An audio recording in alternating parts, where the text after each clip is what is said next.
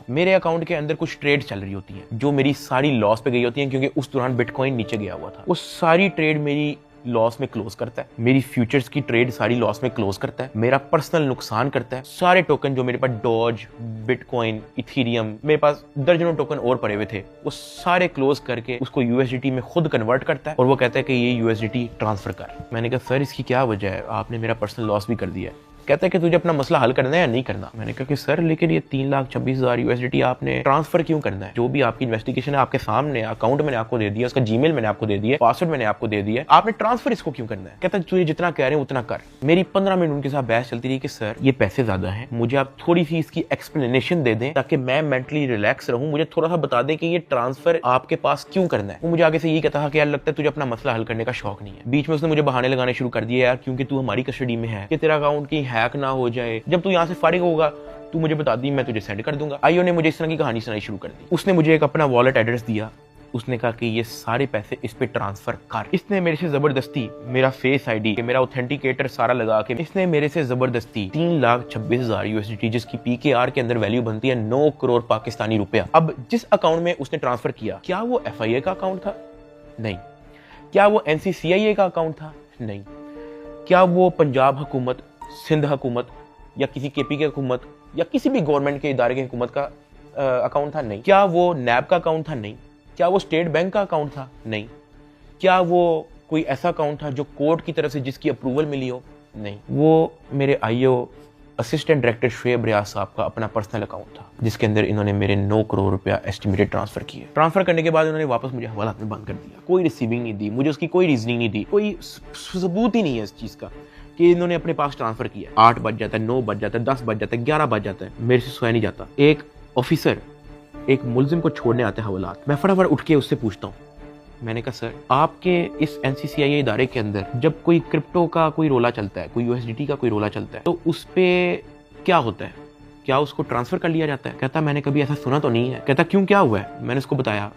मैंने कहा आईओ ने मेरे 9 करोड़ रुपया यूएसडीटी ट्रांसफर कर लिया अपने पास। कहता अच्छा, तो उसने आपको कोई रिसीविंग दी है? मैंने कहा नहीं। कहता ऐसा होता तो नहीं है वैसे, लेकिन अगर आप कहते हो तो मैं किसी से पूछ लूं? मैंने कहा जी पूछ ले, मैं बड़ा टेंशन में हुई। उस पूरी रात मैं नहीं सोया। अगले दिन सुबह के कोई 10-11 बजे के करीब एक बंदा आता है, मुझे लेके जाता है ऊपर ऑफिस में, मुझे इतनी जोर का वो थप्पड़ लगाता है, मेरे ख्याल से मेरे पूरे 3 महीने के अंदर सबसे ज्यादा जोर का थप्पड़ वो वाला थप्पड़ था जिसकी मैं अभी बात कर रहा हूँ। क्योंकि वो मुझे बता के नहीं लगाया जाता, वो मेरे पीछे से लगाया जाता है, मेरे सर पे इतना बड़ा उस बंदे का हाथ होता है, मुझे इतनी जोर का थप्पड़ लगाते हैं, मेरे यहाँ से मेरे ज़हन का मवाद, अंतरियां सारी मेरी आंखों से बाहर निकलने को करी ही। मैं इवन एक पॉइंट पे मेरा विजन ब्लरी हो गया है, मेरा विजन काला हो गया है, मैं बेहोश होने वाला है, इतनी जोर का वो थप्पड़ था। उसने कहा कि हर चीज बतानी जरूरी होती है। मैंने कहा कि सर मेरे 9 करोड़ रुपया आप ट्रांसफर कर लो, मुझे उसकी कोई रीजनिंग ना दो, मुझे उसकी कोई रिसीविंग ना दो, मैं अपना मुंह कैसे बंद रख लूं? इतनी सी बात पे उसने मुझे फिर से एक और थप्पड़ लगाया। मुझे आईओ के पास ले गया। आईओ कहता कि यार तुझे अपना मसला हल करने का शौक नहीं है?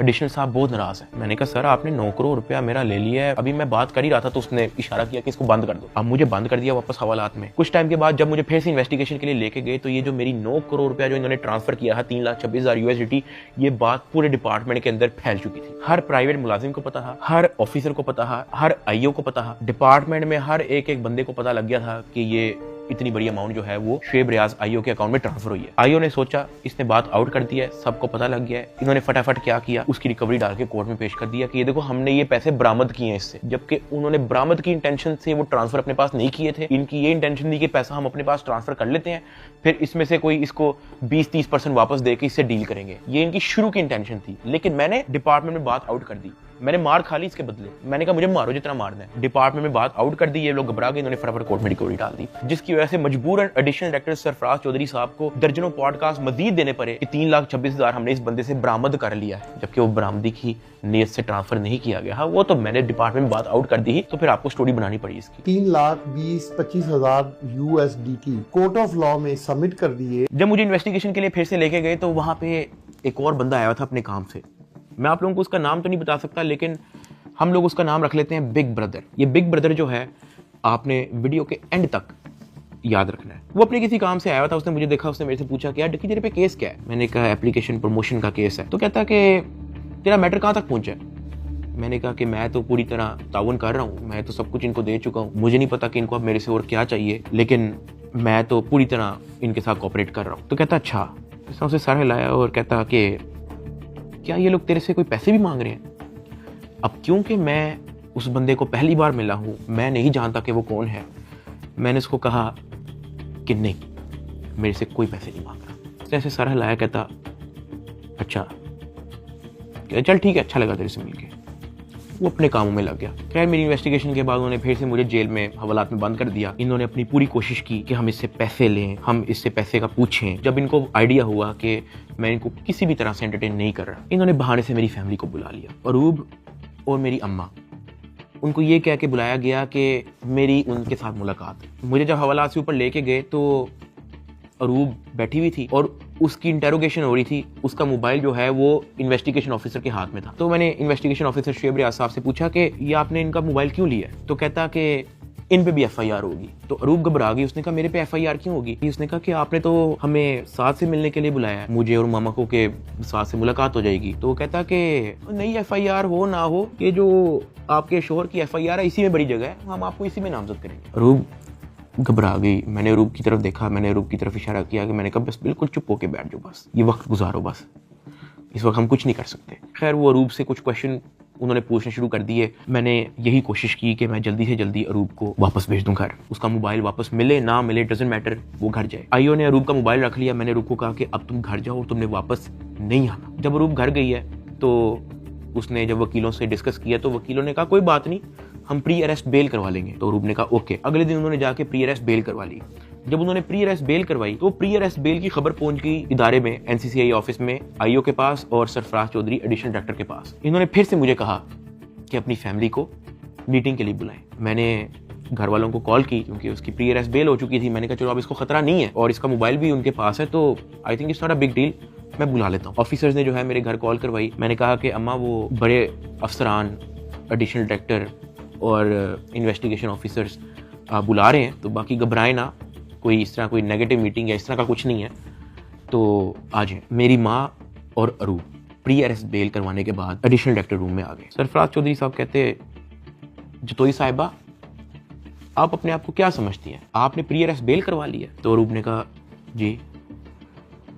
तो कहता अच्छा करवाएं, जो आपने करना करें, 5 रुपए का एक नया सफा आता है, हम एक नई FIR लिखेंगे और आपको पकड़ लेंगे। अरूब मेरी तरफ देख रही है कि ये क्या है, ये किस तरह की मीटिंग है। मेरी माँ परेशान, लाल उनके चेहरे हो गए थे सबके। एडिशनल डायरेक्टर सरफराज चौधरी साहब ने फिर अपना मोबाइल खोला, वहाँ WhatsApp खोला, उन्होंने ऊपर लिखा जज, और ऐसे मेरी माँ को और मेरी वाइफ को लिस्ट दिखाई ऐसे स्क्रॉल करके कि ये देखो मेरा इस जज से भी ताल्लुक है, मेरा इन जज से भी ताल्लुक है, मेरा इस जज से भी ताल्लुक है, क्या कर लेंगे आप? जब वो इस तरह जजेस की लिस्ट दिखा रहा था तो उसने बड़े ऊंचे अल्फाज में बोला कि यहाँ पे जज भी मैं हूँ, यहाँ पे वकील भी मैं हूँ, यहाँ पे सब कुछ मैं हूँ, जितनी आपने प्री अरेस्ट बेल करवानी है करवाएं, नया पर्चे में हम पकड़ लेंगे। हमारे पास कुछ कहने को नहीं था।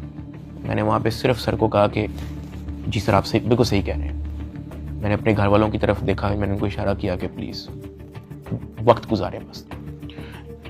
मेरे घर वालों के चेहरे लाल हो गए हैं, मतलब बिल्कुल आप कह लो कि उनके पास कुछ कहने को नहीं थे। दे वर शेकिंग। वो बातें करता गया, हम लोग घबरा गए थे। हमने बस वेट किया कि यार ये कब हमें फाड़े करेगा। जब उसने कहा ठीक है आप जा सकते हैं, मैं, अरूब और मेरी माँ जब उस एडिशनल डायरेक्टर रूम से बाहर निकले, मेरी माँ की आंखों में आंसू थे, अरूब की आंखों में आंसू थे। मैंने कहा कि यार मुझे बहाने बहाने से कहते हैं कि आप लोगों को बुला लो, फिर ये इस तरह की हरकतें करते हैं, डराने धमकाने वाली, ब्लैकमेलिंग, थ्रेट्स। मैंने कहा ये सिर्फ और सिर्फ इनका पैसे मांगने का तरीका है ताकि हम डर जाएं, इनको कुछ पैसे दे दें और हमारी जान छोड़ेंगे। तो ये इस तरीके से मुझे, मेरी फैमिली को ज़हनी अजियत देते रहे हैं, ब्लैकमेल करते रहे हैं। अरूब का राइट बनता है कि वो प्री अरेस्ट बेल करवा के आए। आपने अपनी इन्वेस्टिगेशन करनी है, करें। उसने तो अपना मोबाइल भी दे दिया, आप जब बुला रहे हो वो आ रही है, फिर भी आप उसको थ्रेट कर रहे हो कि जी आपने प्री अरेस्ट बेल करवा लिया, कोई बात नहीं, 5 रुपए का नया सफा आएगा, हम आपको फिर अरेस्ट कर लेंगे। और ये सब इनका तौर तरीका था कि हम लोग किसी तरह टूट जाए और ये जितने पैसे मांगे हम लोग फौरी इनको दे दें। इस दौरान आईओ और उसका जो फ्रंट मैन है, जब उनको पता लगा कि मैं और मेरी फैमिली किसी भी तरह से इनको एंटरटेन नहीं कर रही, कोई पैसों के मामले में लिफ्ट नहीं करवा रही, तो इन्होंने मेरे एक दोस्त से बात की और उस दोस्त को कहा कि इसको मुझे आके कहो कि ये पैसों से मसला हल होगा। उसकी जो भी गपशप हुई मेरे दोस्त ने वापस आके बताई, कहता कि ये पैसे ही मांग रहे हैं। मैंने कहा यार इस तरीके से मेरी फैमिली को ब्लैकमेल कर रहे हैं, इस तरीके से मुझे टॉर्चर कर रहे हैं, ये लोग चाहते क्या है? वो ये कह रहे हैं कि अरूब को हम पर्चे में नामजद ना करें और उस पर कोई नया पर्चा ना दें और उसको अरेस्ट ना करें, उसका वो 1 करोड़ रुपया मांग रहे हैं। मैंने कहा भाई इन्होंने मेरा बैंक अकाउंट ब्लॉक कर दिया, इन्होंने मेरी यूएसडीटी भी अपनी जेब में डाल ली। मेरे अब्बा जी का बैंक अकाउंट ब्लॉक है, मेरी अम्मा जी का बैंक अकाउंट भी इन्होंने ब्लॉक कर दिया है, अरूब का बैंक अकाउंट इन्होंने ब्लॉक कर दिया है, जिया का बैंक अकाउंट इन्होंने ब्लॉक कर दिया है, इवन मुनीब जो अंडर 18 है उसका बैंक अकाउंट भी ब्लॉक कर दिया है। कहानी यहाँ पे खत्म नहीं हुई। मेरे दादा अब्बू जिनका मैंने आज तक व्लॉग में जिक्र नहीं किया, आज तक उनकी अपीयरेंस नहीं हुई, 80 साल एंड अबव की उनकी उम्र है, उनका बैंक अकाउंट भी ब्लॉक कर दिया। मेरे पास 1 टका नहीं है इनको देने के लिए। सॉरी। उसने मेरी बात सुनी, कहता अच्छा। उसने एज इट इज जब ये बात आईओ को बताई, आईओ आगे से इसको कहता कि इन्हों दे कोल 40-50 करोड़ रुपया सैट नहीं पड़ा होंगे। मेरे दोस्त ने एज इट इज मुझे ये बात आके बताई। अब क्योंकि मेरी फैमिली ऐसे मेंटल टॉर्चर से गुजर चुकी थी, जब मेरे दोस्त ने ये बात मेरी फैमिली को बताई, मेरी फैमिली ने घबरा के कहा कि प्लीज आप किसी और से बात कर लें, अगर वो हमें लोन दे सकता है, कोई उधार हमें दे सकता है तो दे दे। मेरे दोस्त ने इवन मेरे एक और दोस्त से भी बात की, उसने मना कर दिया, कहता यार हम नहीं कर सकते, 1 करोड़ पे बहुत ज्यादा है। मेरे दोस्त ने फिर आईओ से बात की, आईओ कहता कि हम 60 लाख से नीचे नहीं लेंगे, अरूब की हद तक, अभी हम डकी की बात नहीं कर रहे। ये बात जब उसने मुझे आके बताई, मैंने कहा मेरे पास है ही नहीं 60 लाख, या मेरे पास 60 रुपए नहीं है, सब कुछ इन्होंने ले लिया। अगले दिन मेरी कोर्ट में पेशी थी, मेरा रिमांड लेने के लिए जब कोर्ट में गए तो मेरी फैमिली वहां पे आई हुई थी। उन्होंने मेरे से हाथ जोड़ के, रंग उनके उड़े हुए थे, कहा कि साद जो कह रहे हैं इनको प्लीज दे दो। अरूब कांप रही थी, कहती कि मुझे पकड़ लेंगे, मुझे पता भी नहीं है कि इनको कैसे हैंडल करना है, मुझे नहीं पता कि आगे मेरे साथ ये लोग क्या करेंगे, प्लीज ये जो मांग रहे हैं दे दो। जब मैंने उनकी शक्लें देखी फैमिली की, मैंने कहा ठीक है, लेकिन मेरे पास 60 लाख रुपए वाकई में नहीं है, आप किसी से बात कर लें। मेरे मामू आउट ऑफ कंट्री रहते हैं, वो ऑस्ट्रेलिया से फ्लाई करके आए हैं, जो हमने इनको ये सारी कहानी बताई है। मेरे एक मामू इधर पाकिस्तान में होते हैं, वो भी आए हैं, उनसे हमें उधार लेना पड़ा कि प्लीज हमारी हेल्प कर दें, हमारा ये मसला है, हमें 60 लाख रुपया उधार चाहिए। उन्होंने 60 लाख रुपया हमें कैश अरेंज करके दिया, वो कैश हमने इन लोगों को पहुंचाया। इनको पैसे जो है मेरे भाई ने भिजवाए थे, मुझे तो पता भी नहीं था कि इनको पैसे पहुंच गए हैं।